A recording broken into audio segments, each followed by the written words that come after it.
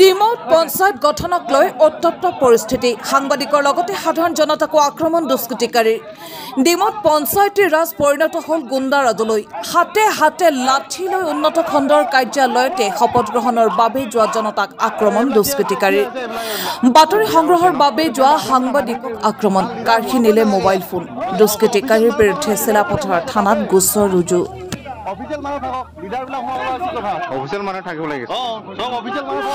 দীপাত ক্ষুব্ধ ৱাৰ্ড মেম্বাৰৰ সংবাদমেল ক্ষমতাৰ বিকেন্দ্ৰীকৰণৰ দ্বাৰা গাঁৱৰ উন্নতি সাধনৰ বাবে গঠন কৰা গান্ধীজীৰ সপোনৰ পঞ্চায়তী ৰাজ এতিয়া পৰ্যবসিত হৈছে গুণ্ডা ৰাজলৈ শুক্ৰবাৰ তাৰ স্পষ্ট প্ৰতিফলন ঘটিল ডিমৌৰ চিমেণ্ট চিচিটঙানী উন্নয়ন খণ্ডৰ কাৰ্যালয়ত ৰণক্ষেত্ৰত পৰিণত হ'ল খণ্ড উন্নয়ন বিষয়াৰ কাৰ্যালয়ৰ চৌহদ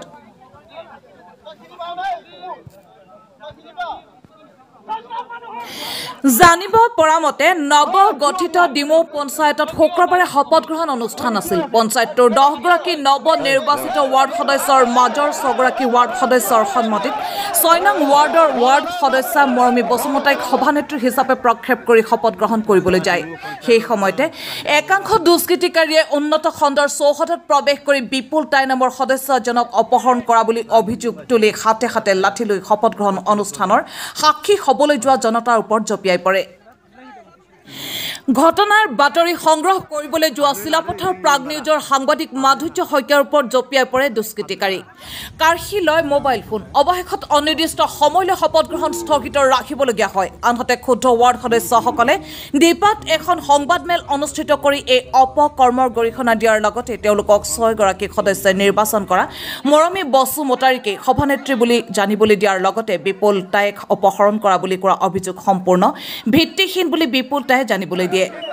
তেওঁ কয় যে তেওঁ কোনেও অপহৰণ বা জোৰ জবৰদস্তি কৰা নাই ইতিমধ্যে এই সন্দৰ্ভত ভুক্তভোগী সাংবাদিকজনে চিলাপথাৰ থানাত দুষ্কৃতিকাৰীৰ বিৰুদ্ধে গোচৰ তৰিছে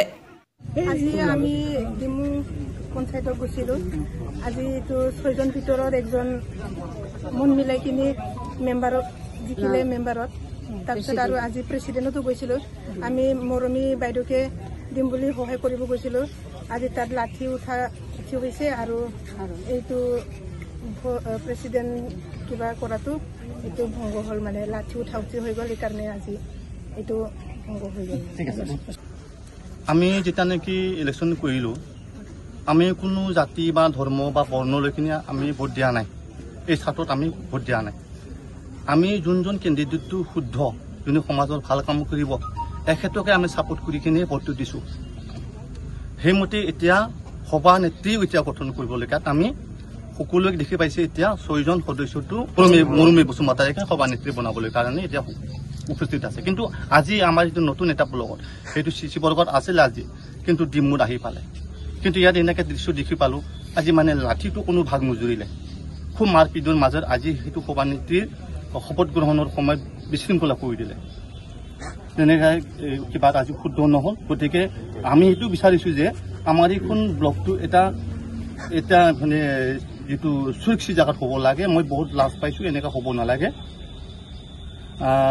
আৰু পিছৰ পৰিকল্পনাত যাতে আমাৰ মুখ্যমন্ত্ৰী দেৱো সেইটো চিন্তা কৰিব লাগে যে সেইটো কিয় হ'ব পাৰে চৰকাৰে যিটো কৈছিলে আমি সেইমতে কৰিছিলোঁ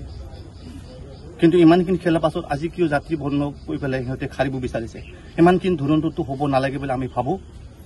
কাৰণ এনেকৈ যদি হ'বলগীয়া হ'লে আগৰ দিনত কি টাঙৰ টকন তুলি কিনে আমিতো ভোট দিয়া কাপা পিটি মাৰিতো আমি ভোট বিচৰা নাই নহয় এতিয়া আমাৰ মতেতো শান্তিকে আজি হোৱাটো আমি কামনা কৰিছিলোঁ কিন্তু এনেকুৱা নহ'ল গতিকে এনেকুৱা হ'ল যে আজিতো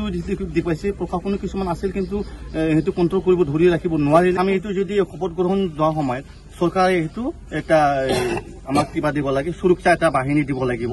অন্যথা আমি তাত কোনোবা মাথা পাতি দিবলৈ আমি যাব দিব নোৱাৰে আমি তাত কিবা এটা যুদ্ধ চিষ্টেমত আমি যোৱা নাই এটা ন্যায়মতে আমি কিবা কৰি কিনে আমি তাত কৈছোঁ